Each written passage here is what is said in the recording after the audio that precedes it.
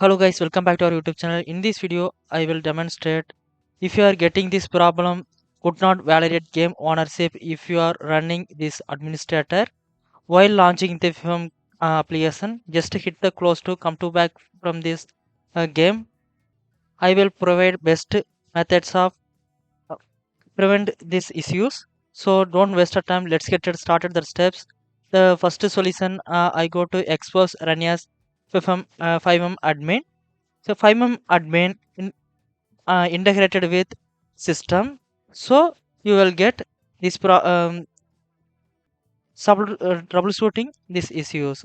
So we can go to the desktop, then select the FiveM application and right click, then you can go to select the properties. Here you can go to click on the calculator tab, then we should select the run this program calculator mode. Below we should select the run this program as administrator and selecting disable full screen optimization, then hit the apply and OK to save, then close it. Then you can go to relaunch the FiveM application. After that your problem should be well solved.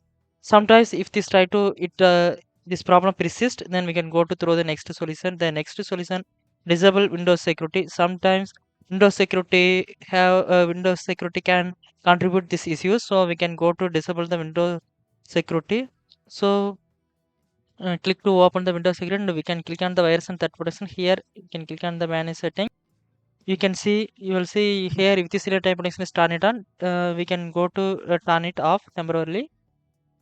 Then if you have did, then you come to back from the Windows security, then we can go to again relaunch the FiveM application, then check if, whether it is working or not. If this problem it does not work, then we can go to throw the next solution of reinstall the FiveM application. So we can go to I go to expose how to remove on PC.